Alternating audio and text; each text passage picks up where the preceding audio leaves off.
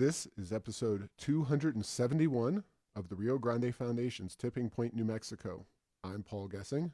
And I'm Wally Drangmeister. I'm president of the Rio Grande Foundation, New Mexico's free market think tank. You can find out more about the foundation at riograndefoundation.org.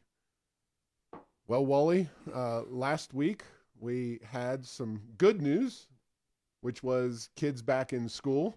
Psych. And Maybe. Yeah, it's kind of like somebody says, well, I've got this thing I'm going to give you. And then you find out that they really didn't have the thing. They were thinking about buying the thing, and maybe they don't have enough money to buy the thing in the first place. That is where we are in terms of the governor and getting kids back to school. Now, there's a lot to unpack here because it is such a strange situation. Now, we've been looking at this for months on end. We have, at the Rio Grande Foundation, been using this as an example of why dollars should follow the students, not bureaucracies. And there are bureaucracies at the state level or state and local level, the school districts that are doing relatively well, like Rio Rancho. There are others that are struggling, like APS. But who has the decision finally to get kids back in the classroom? I guess the governor can say, no, you can't be in the classroom if you are a public school or a charter school, which they are still government funded, but she can't actually require them or push them to be back in the school. And it really does fall to the school districts. And when the governor says she has the buy-in from the unions and all the kumbaya that was supposed to have happened that we discussed in the last podcast, reality has definitely taken a different direction. Yeah, that has been a theme that is very common in this COVID situation, and that is that the communication from those that are controlling all of the pandemic things at the Department of Health, at the state, through the governor's office, etc., there just seems to be a lack of communication, or the level of communication and understanding that is believed to occur from, the capital in Santa Fe is not being received out in the real world. So here is another example of that. It seemed like everything was going good, and then first thing out of the bat, you have school district after school district that raises problems. And it's pretty obvious that they weren't in on this decision, or if they were, they're sure, what shall we say, they're sure throwing a red herring out there that they didn't know, because it seems like they didn't know with the issues they have, the questions they have, and how this thing is going forward.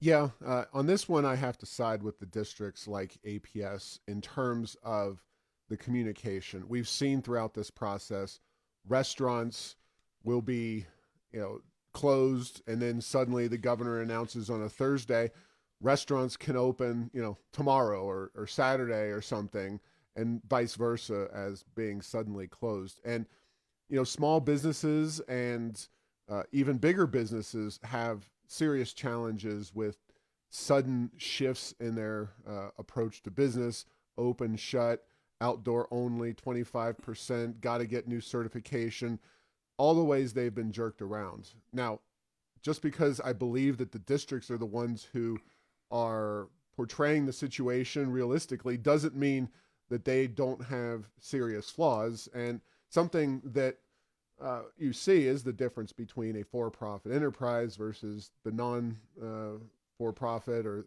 not just non-for-profit, but the government enterprises. You've seen private schools going, many cases throughout the pandemic. You see smaller districts able to respond. And I think it's going to be a really interesting case study to watch how districts are able to return, what time frame, and how effectively, what model they are able to use, and how it impacts their students. Because you do have districts that are raring to go.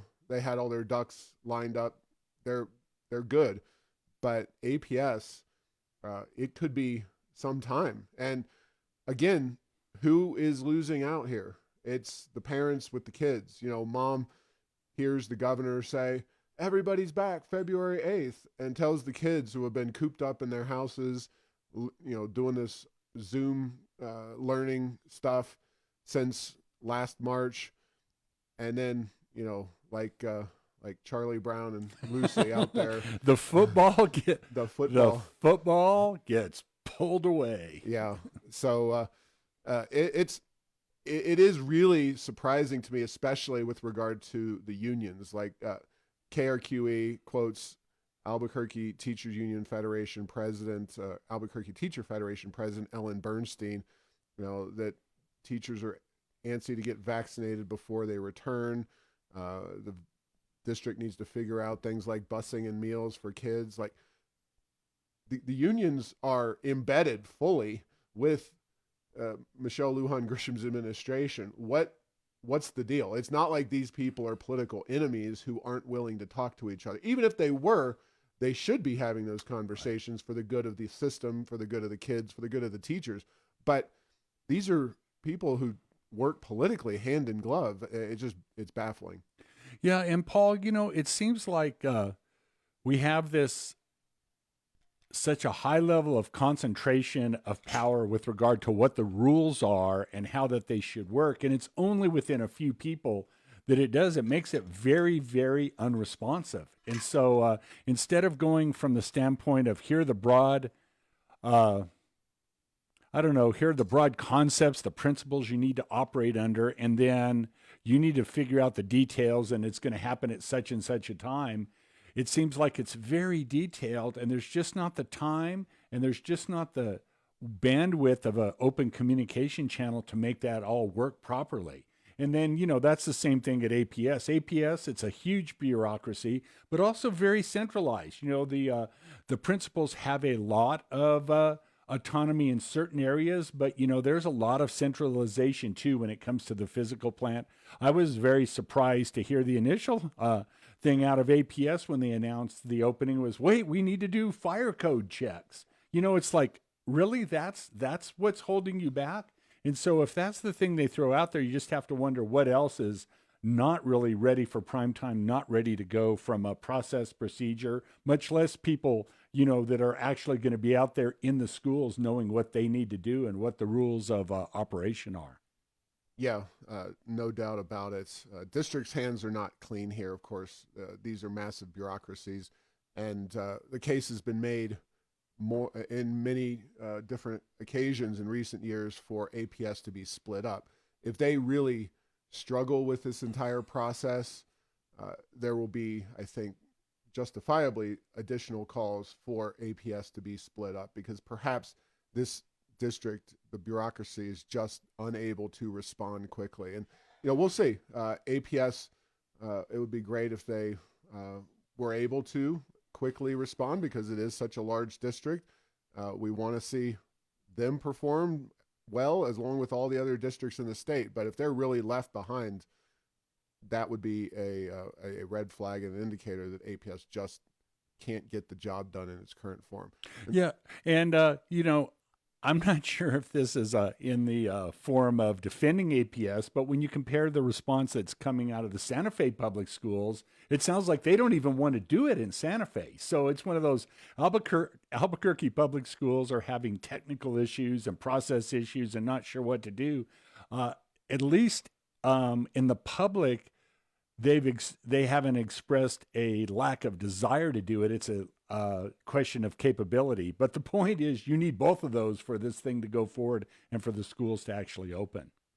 Yeah, I haven't seen or tracked all the responses, but I assure you will see how quickly these schools these districts do wind up getting kids back into the classroom, because it is a critical factor to kind of make sure we have a measuring stick for the students. And in this case, they're all starting from the same general place. Rio Rancho, of course, should be applauded, and other districts that stayed in to the best of their ability in a hybrid model should be applauded for that. So they're ready to go, but we already knew. We didn't have to wait for this whole situation to unfold to know that Rio Rancho is much more competent much more user-friendly, much more responsive to their family members than is APS. And finally, the timing of this decision, Wally.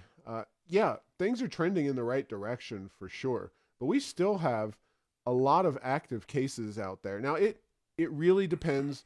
What the spread rate is one thing, the number of active cases is another. How you measure COVID-19 and its impacts over time is a relevant data issue, but it's very hard to say that we're at a point, and we're not at a point where, according to any of the governor's metrics, that schools statewide should be going back in person, even at 50% capacity. So it strikes me that this is a bit of a political decision, no matter what. And she's going to, say, "Here, I made a decision. Good luck, all you school districts trying to get things back in order." It's a political decision that ultimately, we do want to see succeed because we want the kids to be back in school. We want that to work out. But in terms of the data, number of active cases, you can look back to March of 2020 and it's tiny number. It kind of grew and grew and grew until we really saw it take off back in October of 2020. And it really went straight up from basically, we had a really big explosion of active cases from mid to early October through the beginning of December. And now finally we're seeing some decline, but there's not, based on that, there's no justification for having kept the kids out of school from March through May of last year. And probably we should have had the kids in school based on this from August when they start into early October, and then maybe in October that's when you say, all right, things are getting bad out there. We got to pull the kids out. But yeah, and Paul, I think there's a case to be made, but the bottom line is it is not being made. In March there was the whole thing about, well, how will COVID respond within school-age children? Are they at risk? Are they going to get it and die? And, there was a lot of unknowns. And so a lot more is known now. And I do think there's a case to be made that even though the rate of infection is much higher, the risk as it's been shown to occur in children is much lower. But we haven't heard that. The point is that it's science and data, but it's never within context of what's going on. It's just, okay, here's the new rules, live with them. And that's kind of what we're seeing right now. I know this is going back a ways. I think they just had it was the 25th anniversary of the final Calvin and Hobbes cartoon. In my opinion, pound for pound, the greatest cartoon ever. And Calvin Ball. I don't know if you're familiar with Calvin Ball, but no. So Calvin is the little boy, and he has the tiger who's his friend, who's imaginary to everybody but Calvin. And when they do play in the cartoon, it's reality, it's realistic, at least to Calvin. And they play these games, and Calvin just changes the rules as the game goes on. And it really is, we are in a real world Calvin Ball simulation. The unfortunate reality is that we're dealing with real people's lives, real children, et cetera, et cetera. But again, there is good news in terms of COVID-19 in New Mexico. The latest red, yellow, green mapping has a grand total of 7 counties are out of the red into the yellow. Good old Harding County, and all 500 of those people, God love them. Harding County, social distancing before social distancing was cool, but good for them too. So the key is they're such a small county that 4 or 5 people get it. They're above the level, so that's good for them. And besides, we get to talk about Warren Harding, who's one of the great underrated presidents of American history, despite the Teapot Dome scandal. But I can't go into that right now. We have Colfax. That's Raton area, Grant County down around Silver City, Los Alamos, of course. You would think that if any place in not just New Mexico, but around the country could stave off a virus, it would be the smartest people in the room, plus the most isolated place in an isolated state, New Mexico. San Miguel County, so that's down near Los Lunas, etc. South. Oh, San Miguel's Las Vegas. Oh, Las Vegas, New close, Mexico. yeah. Sorry, No, wrong thing. not a problem. Sierra County, Tier C. Socorro, and Union County. That's Clayton up there. So, good news. Bernalillo County is even moving in a good direction. Yeah, that was Valencia County that's south of us. San Miguel is Las Vegas, New Mexico. So, anyway, things are moving in the right direction on COVID-19, and that is welcome news. How will the governor react and what will she open or not open is anybody's guess, because we're playing Calvin ball, folks. Well, and Paul, when you said that, it reminds me of if you grew up in any neighborhood with any number of kids, when you play a game, inevitably there was the one kid who was that Calvin ball player would change the rules on you. So the other thing that struck me as you were talking about this, it sounds like the teaser for a soap opera for the next day. What will happen? Who's going to do it? Is Jennifer really dead, or is she just faking it? Does she have a twin sister? These are the level of questions that we have around this. But again, the final point is hopefully this is real. And if it is real that schools are opening, that part of it, fantastic. Our kids really, really need it. And we're seeing around the country, there's places and there's increasing groups of parents that are saying, our kids have learned nothing. We need to do a do-over on whatever grade they're in. So, now we can talk, it's not time to talk about social promotion or not, but it's possible that 75% of the kids in elementary school are going to be socially promoted, not through no fault of their own, just for the fact that distance learning might not have been as effective as people would have hoped. You got it, Wally. Well, kind of last on the list of COVID-specific items, the Top Golf is moving towards a grand opening. We don't have a specific time for that or date. I, for one, I know you're a golfer too, Wally. I think it's safe to say. Have you ever been to a Top Golf, first and foremost? Yeah, I have, and it's actually quite. It's a little pricey, but it's quite a fun experience. It's a good place for serious golfers and non-serious golfers to interact, and it can be fun for both groups. And I think that's why the Top Golf franchises and systems have done so well prior to COVID across the country. Yeah, I've been to at least one, maybe two Top Golfs, and they are fun. It's something that, yeah, if you're just going out to work on your game a little bit, there are less expensive ways to do it if you're a serious golfer. But if you want to go out and have a few drinks with your friends and hang out and actually hit some golf balls at the same time, test your skills, show your less golfy friends how it's done, you can enjoy yourself at a Top Golf. And I'm glad it's opening, even though we did not at the Rio Grande Foundation support the subsidies, the incentives that were put forth by the city of Albuquerque. It's one of the things, rare things, especially at this late date, which we agreed with Mayor Keller on. He opposed the subsidies for Top Golf, but here we are, and I hope they get to open. It's said they'll create 132 full-time jobs, 200 part-time jobs, so that's all good news. Now, the kicker is, while we don't know a date, according to the Albuquerque Journal, this is Pilar Martinez, January 27th, she says the company or the facility is going to be allowed to operate at 25% capacity under the current red to green framework because it is considered an outdoor recreation facility. Now, I'm going to ask you a very difficult question here, Wally. If Top Golf can open, surely Cliffs could open. Surely at least the outdoor games at Hinkle Family Fun Center, which if you ever have been over there, I know your kids are a little older, but they have paintball. They have race cars, little. They have a miniature golf completely outside. Yeah. So, do you suspect that the governor, could somehow justify opening Top Golf while keeping those other establishments shut down? I cannot fathom that would be the case. In which case,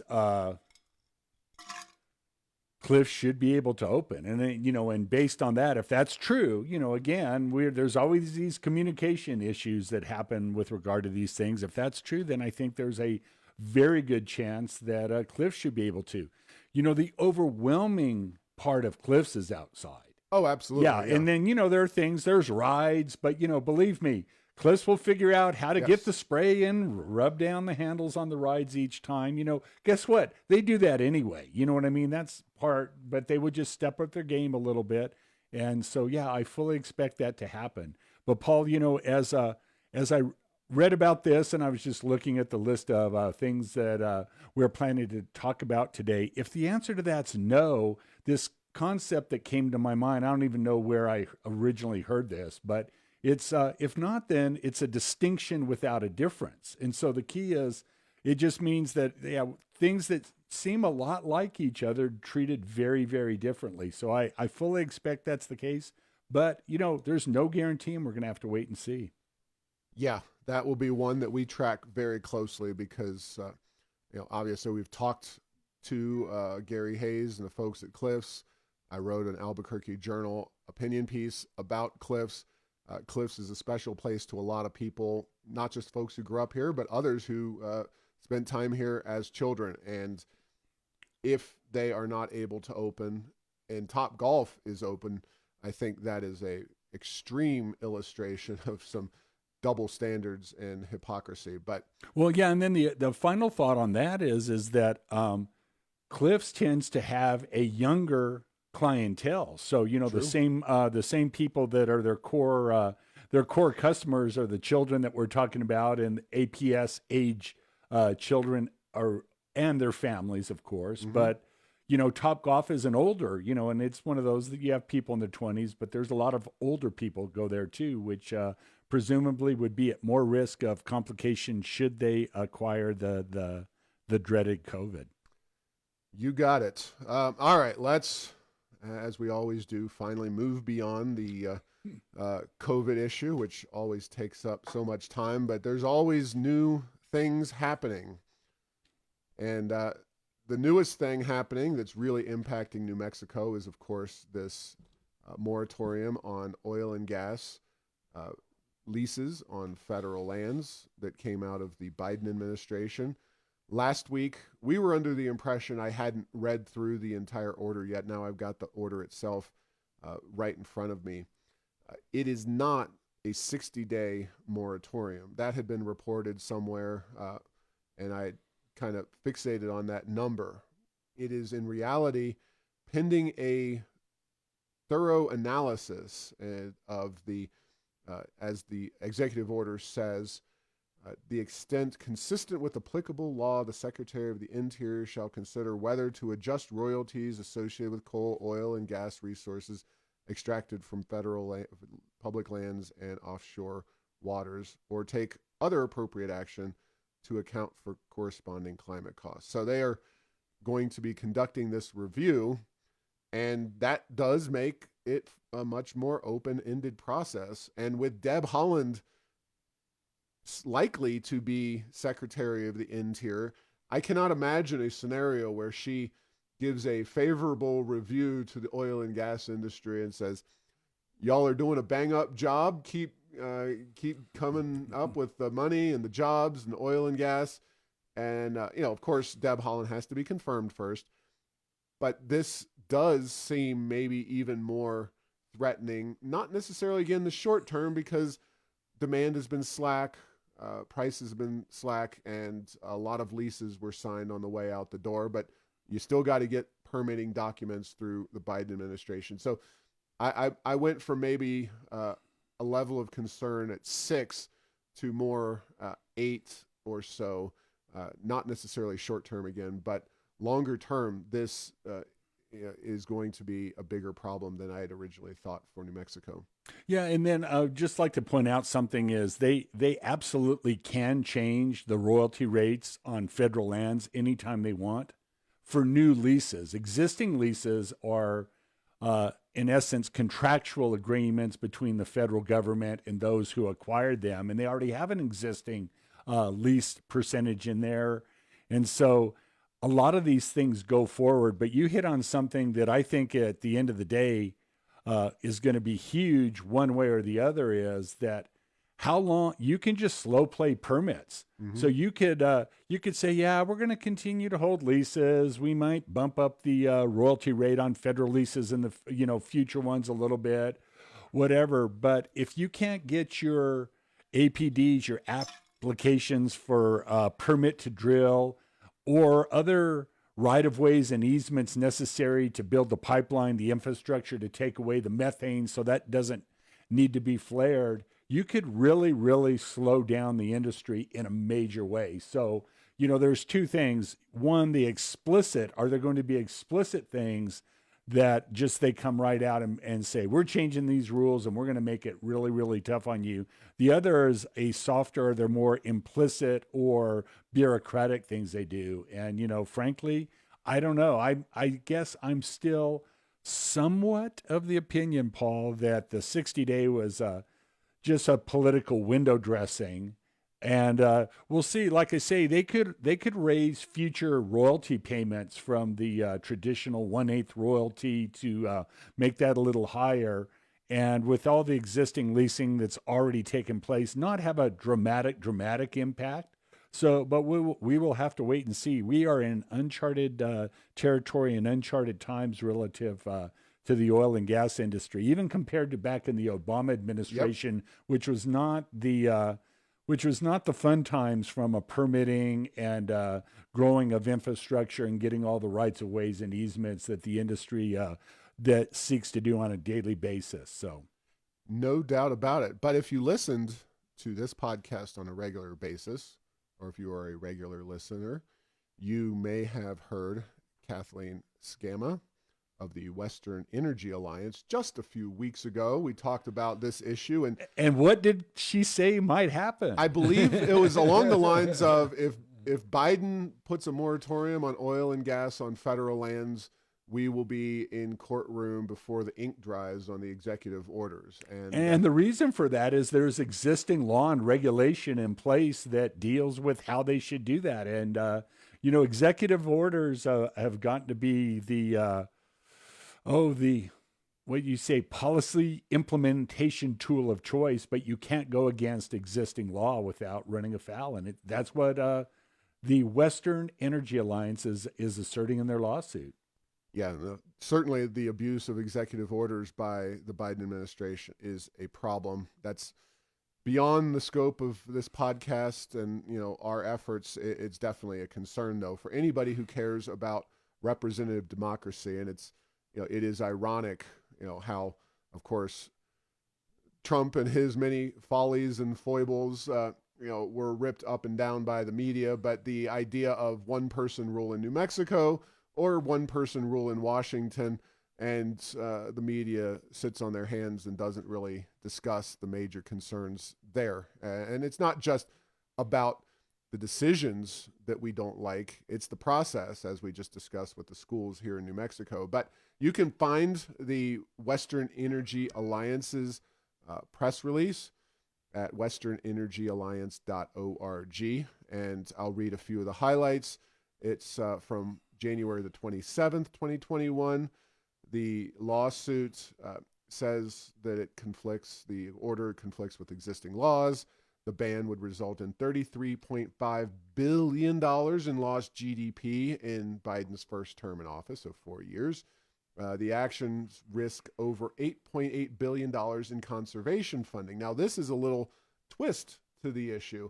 It's no longer just the tax money coming into the federal coffers. And I'm not saying I was a huge fan of this bill when it passed through and Trump signed it, but federal law passed in August of last year, so August of 2020, dedicates, it's called the Great American Outdoors Act, and it directed that $1.3 billion in annual oil and gas leasing and production revenue was dedicated to conservation on federal land, specifically national parks and national forests and the like. And if you follow those kinds of things, you know that national parks and forests and other federal lands have huge maintenance backlogs. They've had at times over the past decade or so, because these things make news. When you have, say, raw sewage flowing at Yellowstone National Park and those kinds of things, you've had issues like that crop up over the years, and the fact is that the energy dollars on federal lands was going to be dedicated to that, and now the Western Energy Alliance and others who don't like what Biden's doing can say, look, you're putting these conservation activities at risk. So, maybe this is a case of President Trump playing a little 4D chess on us, but it's definitely an important piece of the entire picture. Yeah, and then it is interesting, as you talk about managing of federal lands, and the BLM has this concept of multi-use, so you use it for a lot of different things, mineral production, grazing, wildlife habitat. There are a lot of agreements in place that have been made with the Fish and Wildlife Service and the Bureau of Land Management to operate in a certain way to protect species. The dune sagebrush lizard, you might have heard of that. There's a lot of things out there that are in place that you'd have to wonder what would happen to those if we continue on the path we're under right now. And those have provided literally tens of millions of dollars over the past several years for habitat protection and restoration in the Permian Basin. No doubt about it. Well, New Mexico's number one, Wally. Unfortunately, as usual, it's not on a good list. And that list actually involves Medicaid. Medicaid is the welfare program of healthcare. Now, Medicare is for the elderly. Medicare as well is very, very deep in the red to the tune of trillions of dollars. I think something on the order of $30 trillion in the red. But Medicaid is the welfare program, and it's a joint system by which the federal government picks up a significant part of the tab. This was expanded under Obamacare. It's really the way that Obama did expand health coverage to the extent that Obamacare actually did anything to expand health coverage. It was primarily through the Medicaid system and expanding that. But according to the Albuquerque Journal, 43% of New Mexicans are on Medicaid. That is a mind-blowing number. 43% of your entire population. That is as of November. Quickly, the federal government provides $4.76 for every $1 in state general funds being spent on the program. So that's a healthy return there, Wally. $4.76 from Washington for every dollar the state pays. And then Paul, that ratio is much lower than the historic ratio, as I understand it, for Medicaid. And as Medicaid has its problems in Washington, that ratio is not cast in stone.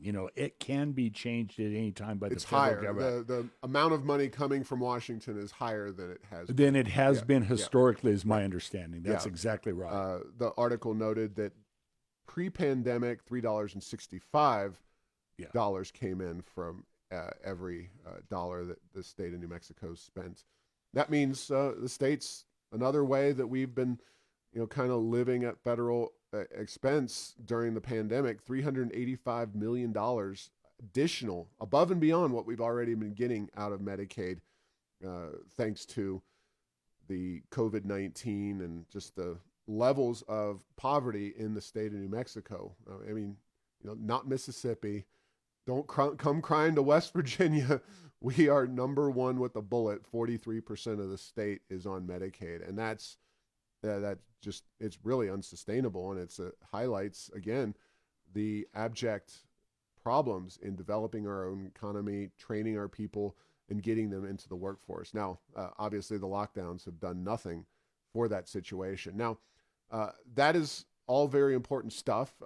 But HB 122, and I think we might have talked about this in the worst bills of the session last week, but HB 122 is introduced by Deborah Armstrong. Deborah and Michelle Lujan Grisham have quite a bit of history, but and I'll talk about that in a second, but it is a tax on health insurance premiums. You'd think, well, don't we want to get people insured? Yes, Wally, we do, but we want to stick it to the man first. And that means that people like us and other business owners and whatever, Deborah Armstrong, Representative Armstrong, wants to put a new tax on people who buy their own insurance, businesses and whatnot, and shift that money to pay for yet another expansion of welfare programs. And yeah, and Paul, the huge concern is that if you put something like that in place, it makes private healthcare or employer provided healthcare more expensive, which would tend to put people on the road to becoming a Medicaid health insurance recipient, and it could very likely make the problem worse. It really could. And it's one of those, the fact that we have 43% right now is staggering. But, you put a few other proposals like this, and, 50% is well within our realm with bad policy decisions and management over the next few months and years. Now, the Associated Press did cover Michelle Lujan Grisham's and Deborah Armstrong's relationship back in 2018. And there's definitely a lot of smoke here. I don't know if there's fire, but definitely there are some questionable arrangements here between our governor and her friends and some of these healthcare contracts. So the headline, it's an AP story, so it spreads out all over the country. I found it in the Seattle Times. Again, this is May 26, 2018. Lujan Grisham criticized for past ties to healthcare firm. And it starts saying the past ties of one of New Mexico's Democratic gubernatorial candidates. Of course, that's Michelle Lujan Grisham, who went on to win that race, win the primary. This all came out in the primary. It says her ties to a consulting firm that repeatedly landed contracts to help run a state high-risk insurance pool are drawing criticisms from her opponents. Michelle Lujan Grisham and her campaign treasurer, Representative Deborah Armstrong, co-founded Delta Consulting in 2008. Grisham divested herself from the company last year, but Armstrong is still an owner. Yes, no conflicts there, Wally.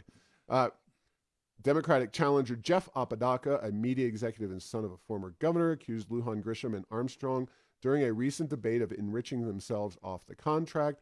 Apodaca said Lujan Grisham and Armstrong are taking, quote, federal and state funds and running the high-risk pool that doesn't really need to exist anymore, and they're paying themselves thousands and thousands of dollars, he said.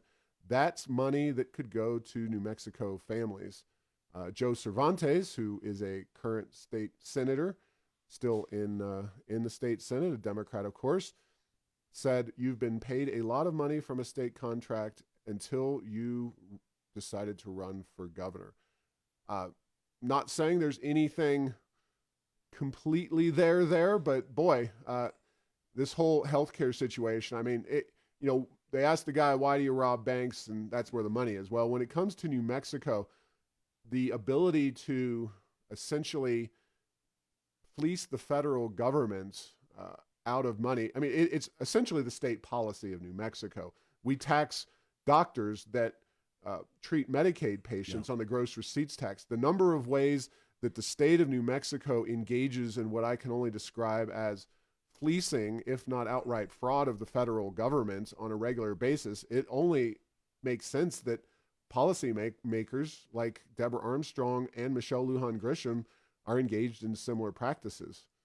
Yeah, and then Paul, and we've touched on this a little bit. Yes, we do that. The national labs pay New Mexico gross receipts tax that is a similar scheme is almost unheard of across the rest of the country. And then, when things like the Space Command are evaluating which state do they want to go into, New Mexico doesn't look nearly as good because your cost of just operation here is going to be higher because of your accurately stated policy of the state is to however much the federal government can spend, we can help them spend just a little bit more with our gross receipts tax and similar policies. No doubt about it. And, again, there's nothing obviously proven in a court of law. Unfortunately, this story's kind of gone down the proverbial memory hole. But with this Medicaid data being made public, and the situation with our current governor, Representative Armstrong, I think it's worth revisiting that. Now we're on to the legislative session itself in a little more detail.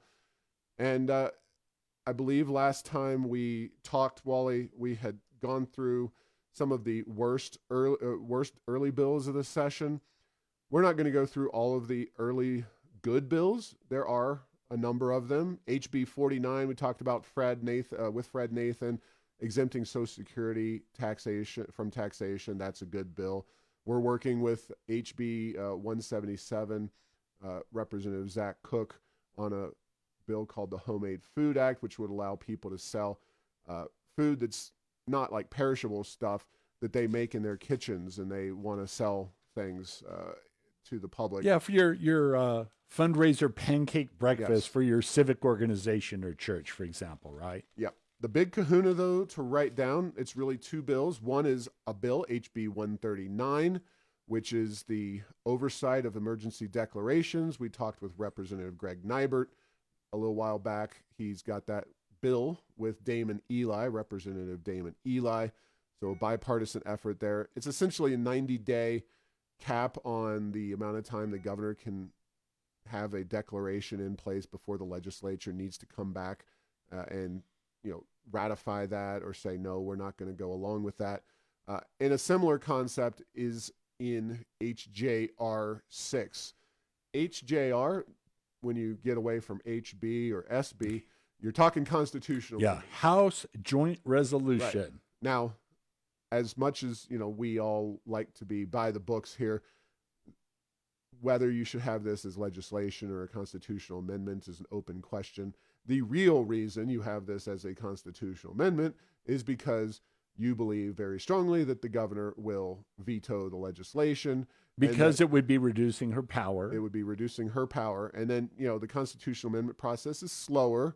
You have to get a vote of the people, and you have to come back, after the fact to finalize the legislative language. So this is a really long-term proposition. And quite frankly, if the governor wants to veto something, but then again, her level of communication seems to be a little bit shaky these days. But if she wanted to veto something, I'm sure she could place a few calls to her former business partner, Deborah Armstrong, and a handful of Democrat legislators and say, you can't let this happen to me. Whether she does that or not, I don't know.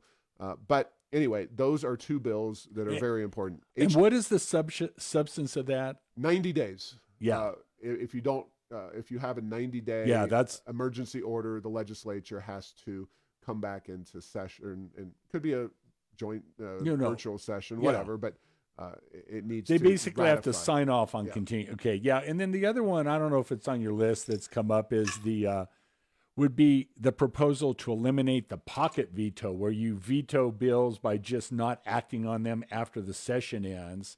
And again, we're seeing a desire from the legislature between those two, at least conceptually, for we'd like to be consulted a little more on some of these things as a co-equal branch of government here. I don't have a number on that. Yeah. We haven't really looked at that one way or the other, because it's like the abortion law in a certain way, in the sense that the abortion law is not effective legislation. Whatever you think about abortion, the 1969 New Mexico law criminalizing it is not something that is going to be effective. And you're just going out on a huge limb and saying, oh, well, they're going to overturn Roe v. Wade. Well, not so fast. And the same thing with pocket vetoes. Like, whether you give an explicit message or not, a governor in New Mexico does have significant power to veto legislation. But a veto is a veto. And it doesn't go through whether you put a reason or not. So. Exactly. There are a few bills. One, HB 40. We're moving back into the bad bills, of course. We're not going to spend a whole lot of time on good bills, because there may be a few of them that do get through, but by and large, any legislative session is mostly a battle to stop bad things from happening. But HB 40 is a bill that would ban contractor operated prisons and corrections facilities. The director of corrections spoke out against it. It's another concept that Joe Biden has been talking about, but New Mexico has a lot of these facilities, and it could be for alcoholism and drug treatment. It's not just prisons and jails. And of course, this all comes out of the idea that Trump was somehow, and the Trump administration was abusing the immigrants at the border, and that these were private facilities that were really targeted to do that dirty work, if you will. And they're going to try to throw the baby out with the bathwater. Now, the governor has said that she is not supportive of abolishing contractor-operated prisons and jails and facilities, and that's to her credit. We'll see. The bill moved out of its first committee last week. And then mandatory paid sick leave. There's kind of two competing visions here.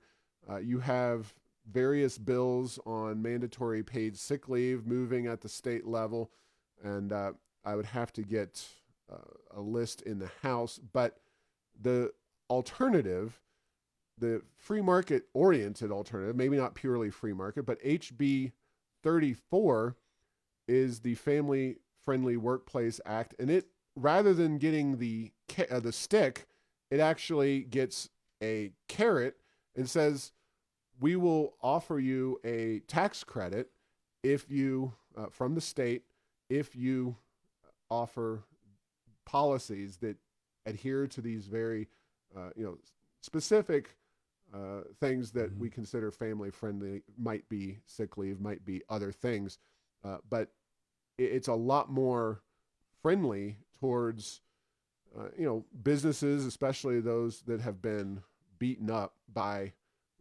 the last year of policies, COVID and otherwise.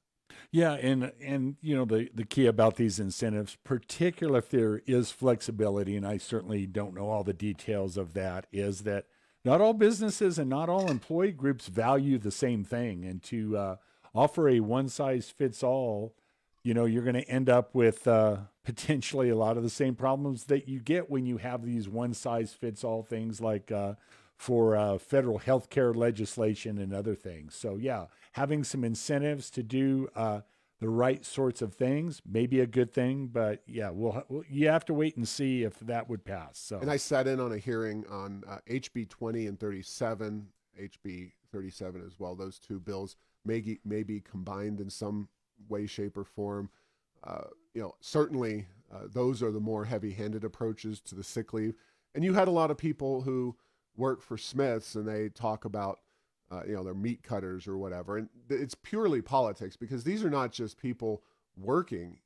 These are unionized people, so they're getting paid sick leave and those kinds of things. It's fine. They can support them. They have the right to do so, just like anybody else. But it's kind of like me at the Rio Grande Foundation being the poster child for mandatory paid sick leave. I am able to get the time off that I need because it's not a policy of the state or the city of Albuquerque. It's because I'm well compensated for the work that I do, and my employer appreciates my work. And sometimes you have people, and not to use Cliff's Amusement Park as another example, but you have a bunch of high school kids working there for the summers.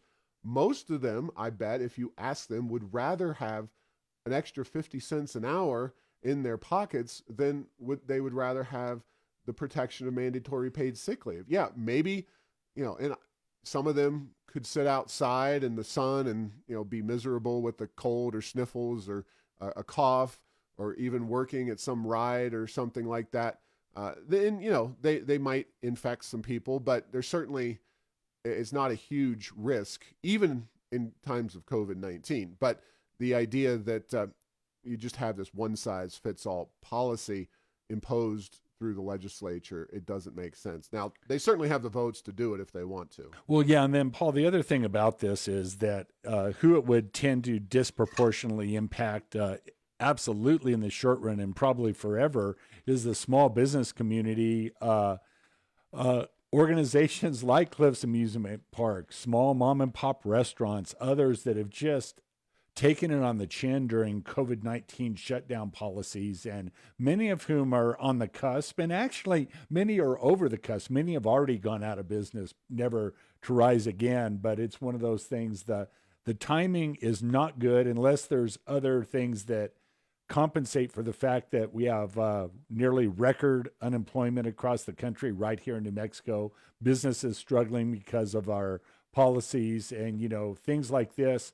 While they do have some, there are some benefits to it. There's no question about that these things do some good. Is it really the right medicine for what's ailing the state of New Mexico right now? And that's interesting. New Mexico is sick right now, and is paid sick leave the right way to help New Mexico get well? I don't know if that's the case or not. I suspect maybe not, but as you say, there's a lot of votes there, a lot of progressives elected to the legislature in both houses, and if they want something to be on the governor's desk at the end of the 60-day session, it's likely to happen. And while this bill that I'm going to mention now doesn't necessarily have a great likelihood of passing, it's an indicator of where the legislature is in terms of how radical it has gotten. SB 132 would require all newly constructed homes to have photovoltaic solar cells and charging stations for electric vehicles installed. This is Senator Bill Sewell's down in Las Cruces.